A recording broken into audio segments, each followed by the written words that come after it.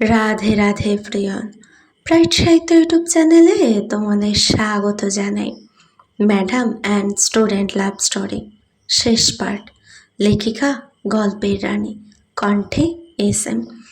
যারা যারা আগের পার্ট শোনোনি গিয়ে শুনে আসতে পারো, আশা করি ভালো লাগবে। প্রাইড সাহিত্য ইউটিউব চ্যানেলে নতুন হয়ে থাকলে চ্যানেলটিকে সাবস্ক্রাইব করে বেল আইকনটি প্রেস করে রেখো। কিছু ভুল ত্রুটি হলে ক্ষমা করে দিও। তো চলো বেশি কথা না বলে গল্প শুরু করি।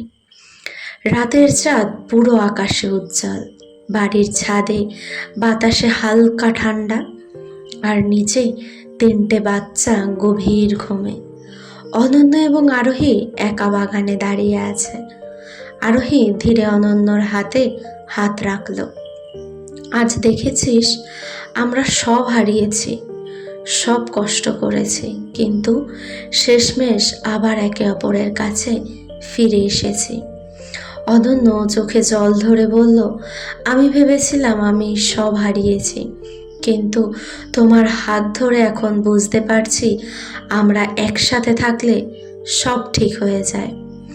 আরোহী ধীরে অনন্যকে জড়িয়ে ধরল, গায়ে ঠোঁট লাগিয়ে বলল, আমি কখনো তোমাকে হারাতে চাইনি, তোমাকে ছাড়া আমার জীবন অসম্পূর্ণ। অনন্য চোখে জল ধরে হাসি নিয়ে বলল, আমিও তোমাকে হারাতে চাইনি, আর এই হাত কখনো ছাড়ব না। চাঁদের আলোতে তারা একে অপরের চোখে চোখ রেখে দাঁড়ালো। বাতাসে হালকা গন্ধ, পেছন থেকে বাচ্চাদের নিঃশব্দ নিঃশ্বাস। আরোহী ধীরে অনন্যর কপালে চুম্বন করল, তারপর কাঁধে হাত রাখল। আজ রাতে শুধু তুমি আর আমি, আর আমাদের ভালোবাসা। অনন্য মাথা আরোহীর কাঁধে রেখে বলল, আজ রাতটা আমার জন্য সারা জীবনের মনে থাকবে। আরোহী আর অনন্য একে অপরের হাতে হাত রেখে চাঁদের আলোয় ধীরে ধীরে দাঁড়ালো, যেন সময়ও থেমে গেছে। রাতের আকাশে চাঁদ উজ্জ্বল, আর তার প্রতিফলন সুইমিং পুলের শান্ত পানিতে নরম আলো ছড়াচ্ছে। অনন্য হালকা রঙের বাথিং স্যুট পরেছে, আর আরোহী সাদা রং ট্রাঙ্কসে। দুজনেই পুলের ধারে বসে আড্ডা দিচ্ছে, আর পানি স্পর্শ করছে তাদের পা। আরোহী ধীরে পানির দিকে হাত ছুঁয়ে বলল, দেখেছো পানি কেমন শান্ত, যেন সব কষ্ট সব দুঃখ এক মুহূর্তে ধুয়ে যায়। অনন্যর চোখে হালকা হাসি, জল ছুঁড়ে বলল, ঠিক তাই, কিন্তু শান্তি তুমি ছাড়া আসে না। আরোহী ধীরে পুলের ভেতর প্রবেশ করল। পানির স্পর্শে তাদের হাত ধীরে মিলল। অনন্যর চোখে চমক। আরোহী ধীরে অনন্যর কাঁধে হাত রাখল, তারপর ধীরে ধীরে তার চুল ভিজিয়ে দিচ্ছে। এই মুহূর্তে শুধু আমরা, আর কেউ নেই। পৃথিবী থেমে গেছে জানো। অনন্য ধীরে আরোহীর দিকে তাকিয়ে বলল, আমার হাত কখনো ছাড়বে না। ঠিক আরোহী ধীরে অনন্যকে কাছে টেনে আনলো, পানির মধ্যে চোখে চোখ রেখে বলল, না, কখনো ছাড়ব না, তুমি ছাড়া আমার জীবন অসম্পূর্ণ। চাঁদের আলোতে তারা একে অপরের কাছাকাছি, হাত মিলিয়ে জল ও বাতাসে হালকা ছোঁয়ায় ঘনিষ্ঠ মুহূর্তে হারিয়ে গেছে। অনন্য হালকা হেসে বলল, আজ রাতটা সারা জীবন মনে থাকবে। আরোহী ধীরে তার ঠোঁট অনন্যর কপালে লাগালো, তারপর চোখে চোখ রেখে ফিসফিস করে বলল, এটাই আমাদের রাত, আমাদের ভালোবাসা। পানি ঝড়ে তাদের চারপাশে হালকা ঢেউ তৈরি করেছে, কিন্তু দুজনের জন্য সেই রাত থেমে গেছে। আরোহী এখন একটা টি শার্ট আর ভেতরে একটা স্পোর্টস ব্রা আর প্যান্টি ছাড়া কিছুই নাই। আরোহী এই মুহূর্তে সেটা পরে জলের মধ্যে পা ঢুকিয়ে বসে আছে। অনন্য অনেকক্ষণ অনন্যকে জলের মধ্যে আসার আহ্বান জানায়। ওদের ডিনার অবশ্য আগেই হয়ে গেছে। জলের মধ্যে একটা টেবিলে এই মুহূর্তে শ্যাম্পেনের বোতল রাখা আর দুটো গ্লাস। অনন্য আস্তে আস্তে নেমে আসে আরোহীর। অবশ্য সাহায্য করে অনন্যর হাত ধরে ওরা জলের মধ্যে নেমে টেবিলের অপর প্রান্তে এসে দাঁড়ায়। আরোহী শ্যাম্পেনের বোতলটা খুলে দুটো গ্লাসে ঢালে। অনন্য প্রথমে বারণ করে, কিন্তু আরোহীর জোরাজোরিতে একটু খেতে হয়। কিছুটা খাওয়ার পরে আরোহী টেবিলটা সরিয়ে অনন্যকে নিজের কাছে টেনে নিয়ে আসে। অনন্য আরোহীকে গলাটা জড়িয়ে ধরে। আরোহী ধীরে ধীরে অনন্যর ঠোঁটের দিকে এগোতে থাকে, আর একটা সময় পর দুজনেরই ঠোঁট মিলিত হয়। তবে কিছুক্ষণ পরে আরোহী ঠোঁট ছেড়ে অনন্য কিছুটা পিছিয়ে আসে। আরোহী অনন্যকে কাছে টেনে নিয়ে আসে আর ওর গলায় ঘাড়ে কিস করতে থাকে। অন্যদিকে এরপর আরোহী অনন্যকে জল থেকে উঠিয়ে নিয়ে আসে, তারপর ওকে কোলে করে বেডরুমে নিয়ে যায়। এই মুহূর্তে অনন্য শাড়িটা পুরো ভিজে ছিল। আরোহী সেটা খুলে ওকে শাওয়ারের নিচে দাঁড় করিয়ে দেয় আর ওর হাত দুটো হ্যান্ডকাপ দিয়ে বেঁধে দেয়। অনন্য দু চোখ ভরে আরোহীকে দেখতে থাকে, আর তখনই অনন্য গেয়ে ওঠে। শাওয়ারটা অন করতেই অনন্যর শরীরটা শাওয়ারের জলে ভেসে যেতে থাকে। আরোহী অনন্যর কাছে এসে ওর গলায় ঘাড়ে পড়া শাওয়ারের জলগুলো শুষে নিতে থাকে আর কিস করতে করতে নিচে নামতে থাকে। ওদিকে অনন্য দুজনেই স্নান শেষে এখন বিছানার মধ্যে শুয়ে আছে। আরোহী ছোট ছোট কিস করতে থাকে আর অনন্য আরোহীর স্পর্শ অনুভব করে। কিস করতে করতে আরোহী যখন অনন্যর আরও নিচে নামতে থাকে, অনন্যর সাথে সাথে উঠে আরোহী সরিয়ে ওই অবস্থাতে বাইরে চলে যায়। আরোহী শ্যাম্পেনের একটা বোতল হাতে নিয়ে ওটাকে খুলে অনন্যর সারা শরীরে ছেটায়। আরোহী অনন্যকে ওই অবস্থাতেই তুলে নিয়ে গিয়ে বেডে শুইয়ে দেয় আর অনন্যর গলা থেকে পেট অবধি নিজের জিভটা দিয়ে চাটতে চাটতে নামতে থাকে। কিন্তু অনন্য আরোহীকে সরিয়ে দিয়ে এবার ওর হাত দুটো বেডের দুপাশে বেঁধে দেয় আর একটি দুষ্টু হাসি দিয়ে আরোহীর দিকে তাকায়। আরোহী মনে মনে ভাবতে থাকে, আচ্ছা, ওর অনন্য কবে এতটা খোলামেলা হলো? তবে ওর আরও বেশি অবাক হওয়ার পালা আছে। অনন্য নিজের বেসিয়ার খুলে আরোহীর মুখে ছুঁড়ে মারে। আরোহী নিজের মুখটা ওপাশে করতেই বেসিয়ারটা পড়ে যায়। এই মুহূর্তে অনন্য উপরিভাগে কোনো পোশাক নেই। তবে অনন্যর চোখের সামনে এভাবে দেখে নিজেকে সামলাতে পারছে না, তবে হাত পা বাঁধা থাকায় এগোতেও পারছে না। অনন্য আরোহীর বুকে কিস করতে করতে ওর কাছে এগিয়ে আসে আর নিজের একটা স্তন আরোহীর মুখের কাছে ধরে।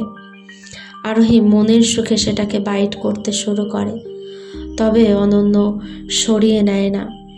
এভাবে ভালো করে দুটো স্তন চোষানোর পর অনন্য আরোহীর শার্টটা খুলতে থাকে। তারপর আরোহীর ঠোঁটে কিস করে, ধীরে ধীরে নিচে নামতে থাকে। আরোহীর একটা নিপেলসে জোরে একটা বাইট করে অনন্য। আরোহী চিৎকার করে ওঠে। অনন্য বুঝতে পারে আরোহীর ব্যথা লেগেছে, তাই ব্যথাটা উপশমের ব্যবস্থা করে নিজের জিভটা দিয়ে বাইট করা জায়গায় ধীরে ধীরে লেহন করতে থাকে। কিছুক্ষণ পর অনন্য আরোহীর একটা স্তনের নিপিলটা মুখে নিয়ে চুষতে থাকে আর অন্য ব্রেস্টে নিজের হাত দিয়ে জোরে জোরে টিপতে থাকে। কিছুক্ষণ পর ওর পেটে ছোট ছোট দুটো কামড় বসিয়ে কিস করতে করতে আরও নিচে নামে আর আরোহীর প্যান্টটা খুলে দেয়। আরোহী কিন্তু অনন্য এই অত্যাচারে আরও হর্নি হয়ে উঠেছে, কিছুতেই নিজেকে সামলাতে পারছে না। কিন্তু অনন্য আজ ওকে আরও ওয়াইল্ড করতে চায়, আর তাই তো নিজের প্যান্টটাও খুলে আরোহীর যৌনাঙ্গের মধ্যে নিজের যৌনাঙ্গটা দেয়। অর্থাৎ ওখানটায় বসে আর জোরে জোরে নিজের শরীরটাকে নাড়াতে থাকে। এতে দুজনের শরীরই উত্তেজিত হতে থাকে। আরোহী অনেক বেশি ওয়াইল্ড হয়ে যাচ্ছে। আর এই সুযোগে অনন্য আরোহীর একটা হাত খুলে দেয়। এতে আরোহীর সাথে সাথে নিজের আরেকটা হাত খুলে উঠে বসে। তারপর জোরে অনন্য একটা ব্রেস্টে কামড় দেয়। অনন্য প্রচণ্ড ব্যথা লাগে, কিন্তু তারপরেও সেই ব্যথা সহ্য করে নেয়। আরোহী এইভাবে অনন্য দুটো ব্রেস্টে একাধিক বাইট করে, আর তারপরও অনন্যকে নিজের সাথে আরও বেশি করে চেপে ধরে।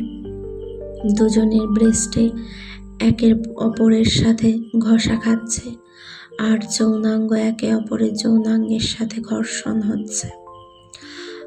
অনন্য নিজের শরীর অনবরত নাড়াচ্ছে। দুজনেই মুহূর্তটাকে অনুভব করছে।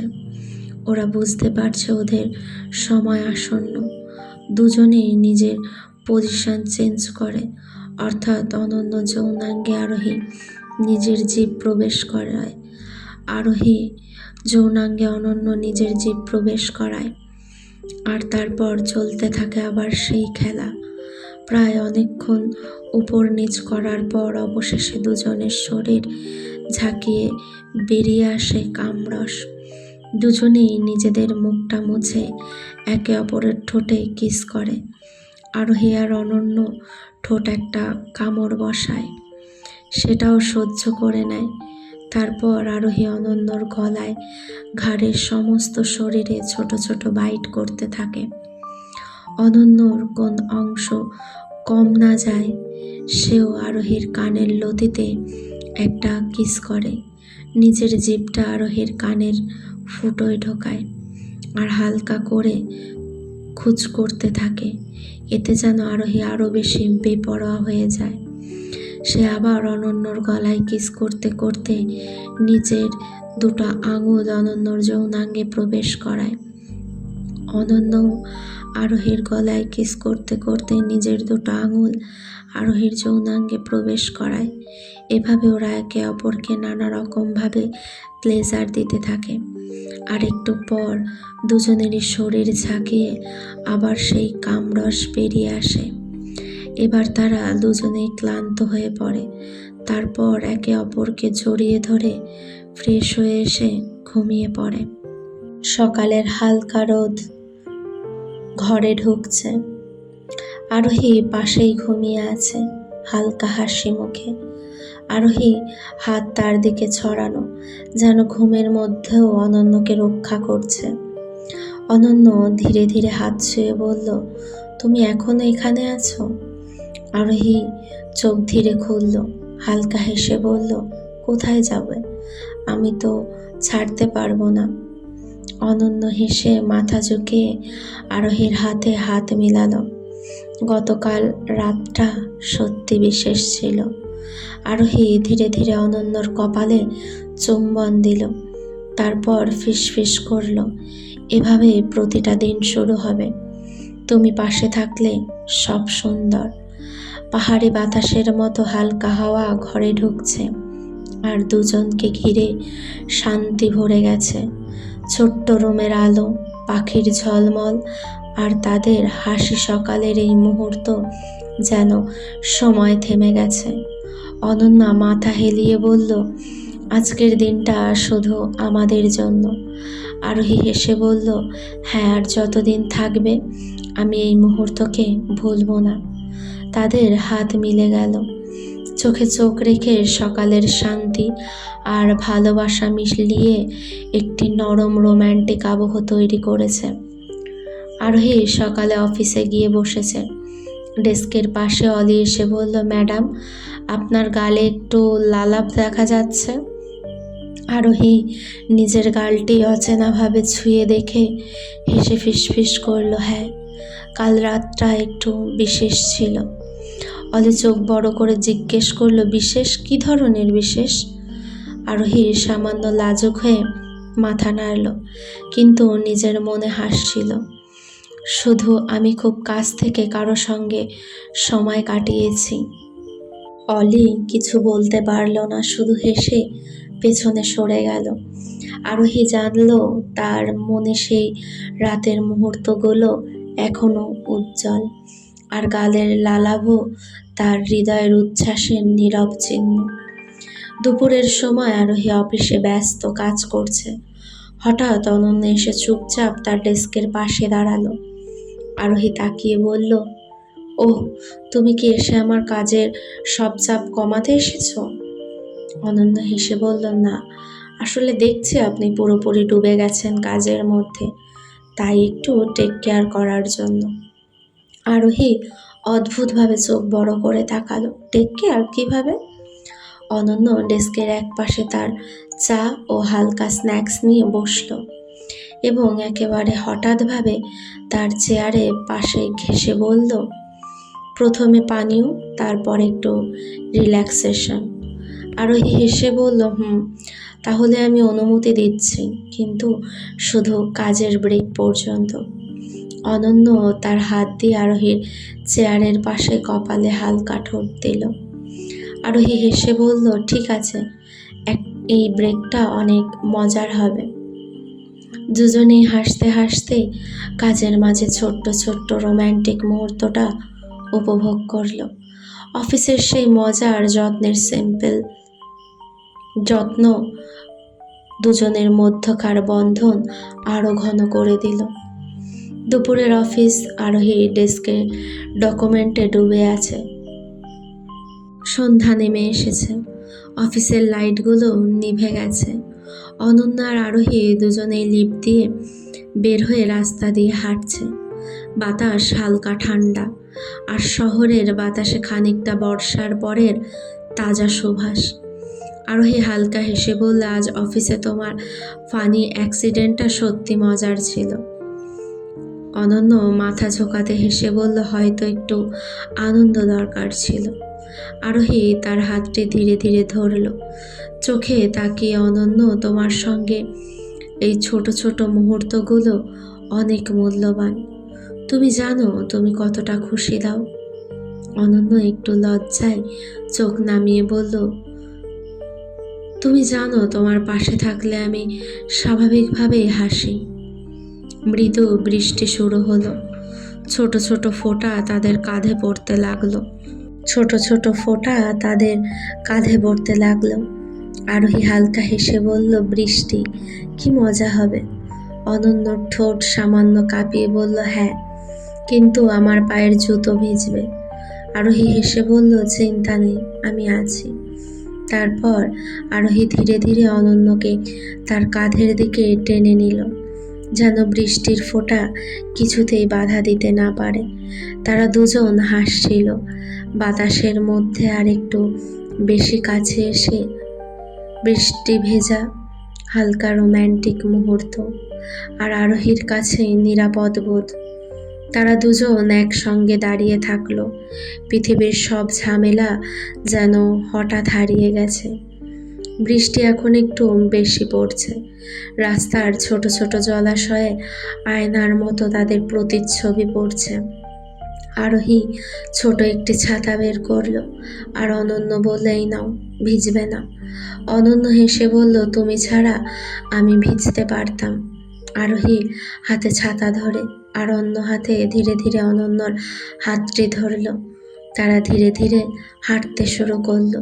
বৃষ্টির ফোঁটা তাদের কাঁধে পড়ছে, কিন্তু তাদের হাসি যেন আরো উজ্জ্বল। অনন্য হঠাৎ থেমে দাঁড়ালো আর আরোহীর দিকে তাকালো। আরোহী বুঝতে পারলো চোখে এক মিশ্র অনুভূতি, আনন্দ, স্বস্তি। আরোহী ধীরে ধীরে অনন্যর মুখের কাছে এসে বলল, অনন্য, এই মুহূর্তগুলো শুধু আমাদের। তুমি জানো তুমি ছাড়া এই জীবন অর্ধেক। অনন্য হেসে বলল, আর তুমি ছাড়া আমি এতটা সাহসী হতামই না। এরপর আরোহী হালকা কিস করলো অনন্যর কপালে। বৃষ্টির ফোঁটার সঙ্গে মিশে একটি শান্ত মুহূর্ত তৈরি হলো। তারা দুজন তখনও ছাতার নিচে দাঁড়িয়ে, শহরের আলো এবং বৃষ্টির মাঝখানে একে অপরের পাশে, সব দুঃখ কষ্ট ভুলে শুধু এখনকার মুহূর্তের জন্য বাঁচছে।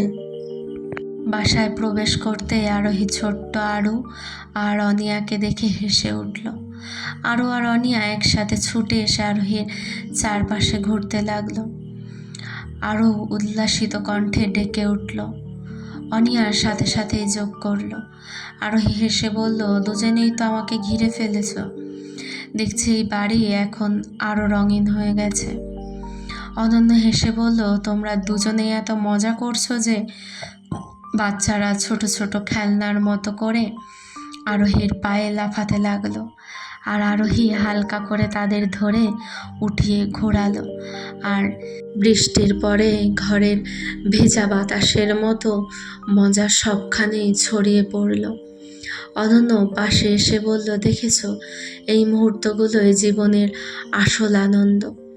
আরোহী মুচকি হেসে বলল, আর সব থেকে ভালো জিনিস হলো তোমাদের সাথে সব কিছু ভাগাভাগি করা। বাচ্চারা তখনও খেলতে খেলতে আরোহীর চারপাশে নাচছিল। আর অনন্য আর আরোহী একে অপরের দিকে তাকিয়ে হেসে বলল, এমন শান্তি, এমন আনন্দ যা তাদের এতদিনের কষ্টের পরে এসেছে। যতক্ষণ বাচ্চারা খেলা করছিল, হঠাৎ অনন্য মাথা ঘুরে মাটিতে ঢলে পড়ে গেল। আরোহী তৎক্ষণাৎ চিৎকার করে ওঠে, অনন্য! ধীরে ধীরে আরু আর অনিয়া অঝরে কাঁদতে লাগলো। আরোহী তাকে কোলের মধ্যে তুলে দ্রুত গাড়িতে বসালো। গাড়ির মধ্যে আরোহী বলল, চুপ করো, আমি ঠিক আছি, সব ঠিক হবে। হাসপাতালে পৌঁছে আরোহী ডাক্তারদের খবর দিল। আর অনন্যকে দ্রুত চেক করা হলো। ডাক্তাররা বলল, অবশ্যই একটু ক্লান্তি বা ডিহাইড্রেশন হতে পারে, বিশ্রাম দরকার। আরোহী পাশে বসে অনন্যর হাত ধরে বলল, চুপ থাকো, আমি এখানেই আছি, আর কিছু হবে না, সব ঠিক হয়ে যাবে। অনন্য তখনও হালকা স্পষ্টভাবে তাকাচ্ছিল। আর আরোহীর হাতে হাত রাখা তার জন্য একান্ত নিরাপদ বোধ করাচ্ছিল। আরু আর অনিয়া বাইরে দাঁড়িয়ে আরোহীর দিকে তাকিয়ে বলল, মা ঠিক আছে তো?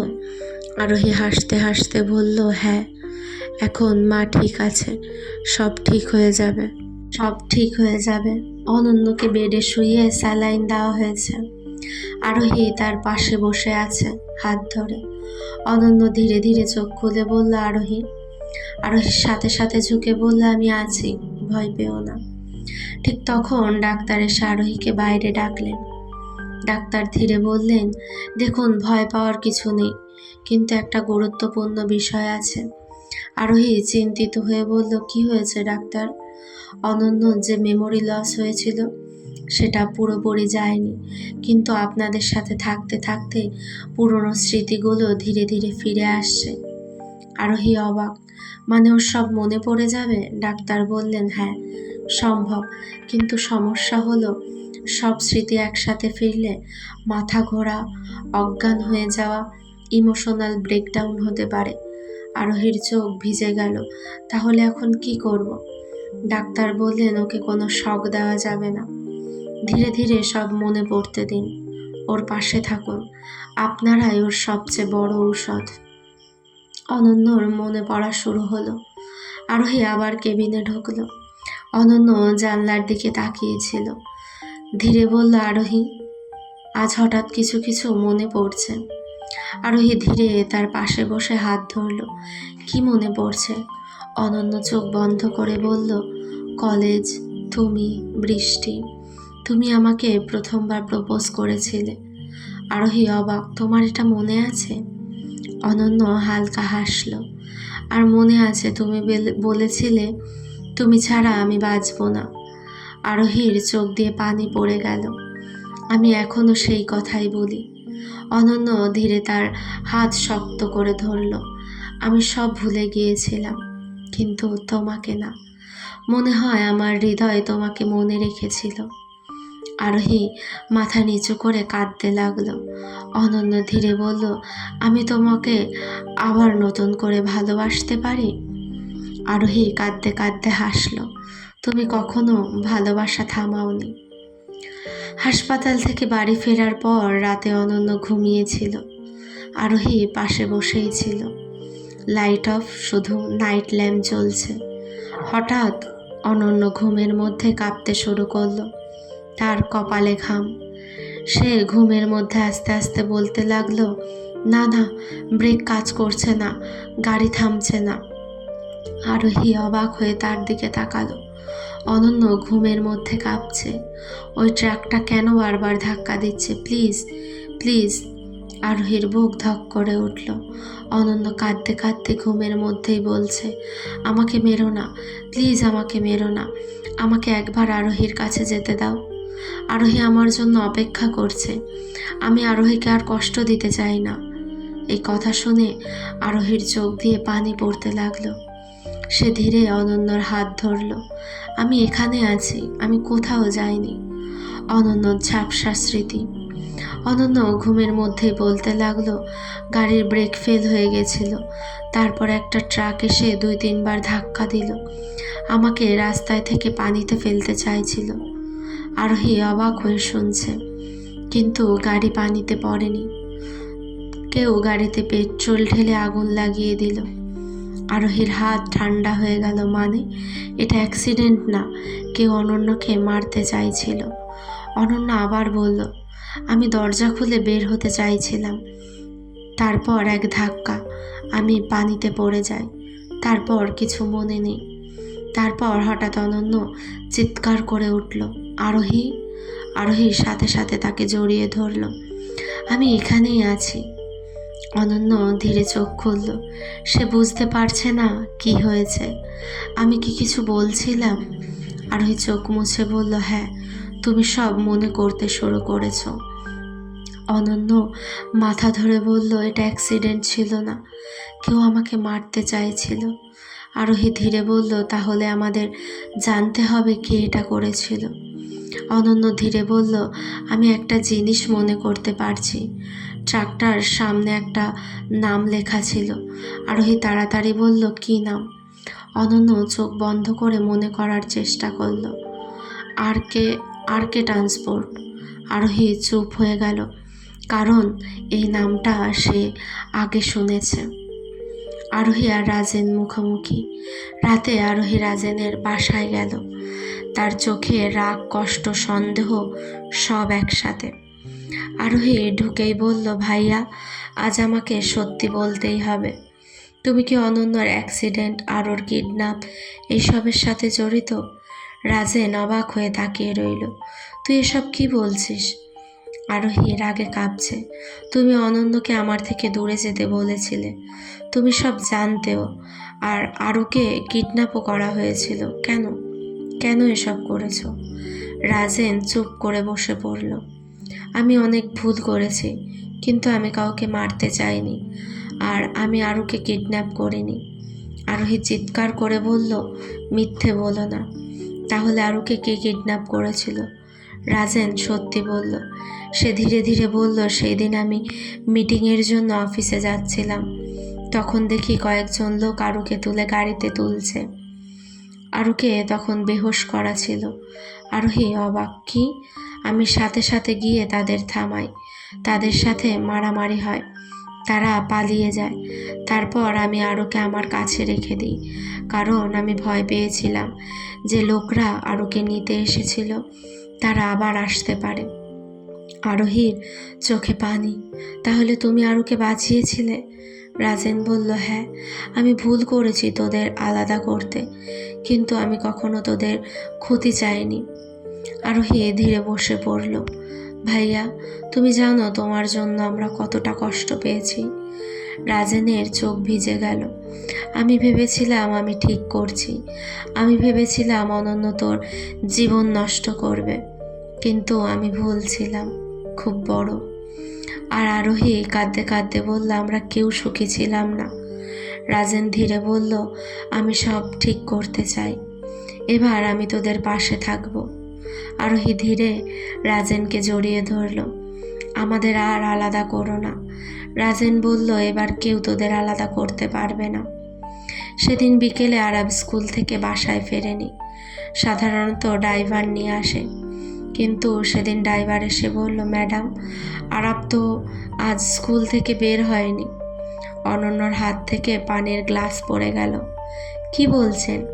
আমি তো নিজে সকালে ওকে স্কুলে দিয়ে এসেছি। আরোহীর সাথে সাথে স্কুলে ফোন করলো। স্কুল থেকে বলল একজন লোক এসেছিল, বলেছিল সে আরাফের কাকা। আরাফ নিজেই তার সাথে গেছে। অনন্য বসে পড়ল। আমার ছেলে আবার। আরোহী দাঁত চেপে বললে, এবার আমি কাউকে ছাড়বো না। রাতে একটা অজানা নাম্বার থেকে ফোন এলো। আরোহী ফোন ধরল। ওপাশ থেকে একটা ঠান্ডা গলা। অনেক বছর আগে একটা দুর্ঘটনায় আমার বোন মারা গিয়েছিল, মনে আছে? আরোহী বুঝে গেল রাহুল খান। লোকটা হাসলো। হ্যাঁ, 23 বছর আগে একটা ছোট্ট মেয়ে তার মাকে কেড়ে নিয়েছিল। আজ আমি সেই মেয়ের সব কেড়ে নিচ্ছি। অনন্য পাশে দাঁড়িয়ে কাঁপছে। আরোহী চিৎকার করে বলল, আমার ছেলেকে কিছু করলে আমি তোমাকে শেষ করে দেব। রাহুল শান্ত গলায় বলল, আমি তাকে মারব না, যেমন তুমি আমার বোনকে মারোনি। তারপর ফোন কেটে গেল। অনন্য ভেঙে পড়ে। অনন্য কাঁদতে কাঁদতে বলল, সব আমার জন্য হচ্ছে, আমার জন্য সবাই কষ্ট পাচ্ছে, আমার জন্য আমার ছেলেও। আরোহী এসে তার মুখ ধরে বলল, একটা কথা মনে রাখো, তুমি খুনি না। এটা দুর্ঘটনা ছিল, আর এখন আমরা কাউকে আর আমাদের পরিবার ভাঙতে দেব না। সবাই একসাথে আরাবকে খুঁজবে। রাজেন বলল, এবার পালানোর সময় শেষ, এবার আমরা লড়ব। ঋত্বিক বলল, রাহুল খানের সব ট্রান্সপোর্ট রুট আমি বের করব। নয়ন বলল, আমি লোক লাগাচ্ছি। অলি বলল, আমি পুলিশে কথা বলছি। আরোহী অনন্যর হাত ধরল। আমরা আমাদের ছেলেকে ফিরিয়ে আনব। অনন্য ধীরে বললে, এবার কেউ আমাদের পরিবার ভাঙতে পারবে না। অনন্য আসলে কাউকে মারেনি। আরোহীর মা একটা বাচ্চাকে বাঁচাতে গিয়ে মারা গেছে, কিন্তু সেই বাচ্চাটাই মারা গেছে পরে। মানে পুরো ঘটনা সবাই ভুল জানতো। আরোহীর মনে সন্দেহ জাগে। রাতে সবাই বসে আছে, আরাবকে খুঁজছে, কিন্তু কোনো খবর নেই। হঠাৎ আরোহী চুপ হয়ে গেল। অনন্য বলল, কি ভাবছ? আরোহী ধীরে বলল, আমি একটা জিনিস ভাবছি। 23 বছর আগে যে অ্যাক্সিডেন্ট হয়েছিল, সবাই বলতো গাড়িতে ধাক্কা লেগে আমার মার একটা ছোট বাচ্চা মারা গেছিল। তারপর রাজেনের দিকে তাকালো। ভাইয়া, সত্যি কি হয়েছিল সেদিন? রাজেন চুপ হয়ে গেল। আজ এত বছর পর সত্যি বলার সময় এসেছে। রাজেন ধীরে ধীরে বলতে শুরু করলো, সেদিন আমরা গাড়িতে ছিলাম। হঠাৎ সামনে একটা ছোট মেয়ে রাস্তায় চলে আসে। আমাদের গাড়ি ব্রেক করলেও ধাক্কা লাগে। অনন্য কাঁদতে শুরু করলো। মানে আমি আমি রাজেন বলল, না, শোনো আগে। ধাক্কা লাগার পর মেয়েটা বেঁচে ছিল। তখন মা দৌড়ে যায় মেয়েটাকে বাঁচাতে। সবাই চুপ। মা মেয়েটাকে রাস্তা থেকে সরিয়ে দেয়, কিন্তু ঠিক তখনই একটা বাইক খুব স্পিডে এসে মেয়েটাকে ধাক্কা দেয়। আরোহী কাপা গলায়, মানে মেয়েটা তখন মারা যায়? রাজেন মাথা নিচু করলো। হ্যাঁ। আর মা তখন গাড়ির সামনে পড়ে যায়, আর মা মারা যায়। পুরো রুম চুপ। সবচেয়ে বড় সত্যি, রাজেন ধীরে বলল, মানুষ ভেবেছিল গাড়ির ধাক্কায় মা আর মেয়েটা মারা গেছে, কিন্তু সত্যি হলো মা মেয়েটাকে বাঁচাতে গিয়ে মারা গেছে, আর মেয়েটা পরে বাইকের ধাক্কায় মারা গেছে। অনন্য বসে পড়ল মাটিতে। সে কাঁদতে কাঁদতে বলল, আমি আমি খুনি না। রাজেন তার সামনে এসে বলল, না, এটা একটা দুর্ঘটনা ছিল, আর মা একজনকে বাঁচাতে গিয়ে মারা গেছে। মা হিরো ছিল। আরোহী কাঁদতে কাঁদতে বলল, মানে এত বছর আমরা ভুল মানুষকে দোষ দিচ্ছিলাম। অনন্য কাঁদতে কাঁদতে বলল, আমি এত বছর নিজেকে খুনি মনে করেছি। আরোহী এসে তাকে জড়িয়ে ধরল। তুমি খুনি না, তুমি আমার জীবনের সবচেয়ে ভালো মানুষ। সবচেয়ে বড় প্রশ্ন, যে বাইকটা মেয়েটাকে ধাক্কা দিয়েছিল, সেই বাইক চালাচ্ছিল কে? রাহুল খানকে খুঁজে বের করা হলো। তারপর আরাবকে উদ্ধার করা হলো। হঠাৎ আরও খুব সিরিয়াস হয়ে বলে, আমি কিন্তু বড় হয়ে প্রেম করে বিয়ে করব। সবাই চুপ। তারপর হেসে ফেলে। নয়ন বললে, ও মা, এত ছোট বয়সে প্ল্যান? অলি বলে প্রেম কাকে বলে জানো? আরও বলে মা বাবা যেমন মাকে ভালোবাসে ওটাই প্রেম। সবাই চুপ হয়ে যায়। সবাই প্রেম করে বিয়ে করবে। অনিয়া বলে আমিও প্রেম করে বিয়ে করব। আরাব বলে আমিও। নয়ন বলে তাহলে আমিও আবার প্রেম করে বিয়ে করব। রাজেন বলে আমাকেও আবার প্রেম করতে হবে মনে হচ্ছে। ঋত্বিক বলে এই বাড়িতে সবাই প্রেম করে বিয়ে করবে। আরও এসে অনন্যর কোলে বসে বলে মা তুমি কি আগে বাবাকে পড়াতে পড়াতে প্রেমে পড়েছিলে? অনন্য লজ্জা পেয়ে বলে হয়তো। আরোহী বলে আমি আগে থেকেই প্রেমে পড়েছিলাম। অনন্য অবাক, সত্যি? আরোহী বলে যেদিন তুমি প্রথম আমাকে বকা দিয়েছিলে। সবাই আবার হাসে। সবাই একসাথে বসে আছে, বাচ্চারা মাঝখানে, বড়রা চারপাশে। নয়ন বলে এত ঝড় ঝামেলার পর এই শান্তিটা, এটাই আসল সুখ। অলি বলে টাকা, কোম্পানি, প্রপার্টি কিছুই না, ফ্যামিলি থাকলেই সব আছে। আরোহী অনন্যর হাত ধরে। অনন্য বলে আমাদের গল্পটা কঠিন ছিল। আরোহী বলে কিন্তু শেষটা সুন্দর। কেমন লাগলো তোমাদের গল্পগুলো? কমেন্ট করে জানিও। ভালো লাগলে লাইক, কমেন্ট এবং শেয়ার করে দিও। আর এমন সুন্দর সুন্দর রোম্যান্টিক গল্প পেতে ব্রাইট সাহিত্য ইউটিউব চ্যানেলকে সাবস্ক্রাইব করতে হবে। জলদি গিয়ে সাবস্ক্রাইব করে এসো। নতুন গল্প খুব তাড়াতাড়ি আসবে। ততক্ষণের জন্য সবাই খুব ভালো থেকো, সুস্থ থেকো। রাধে রাধে।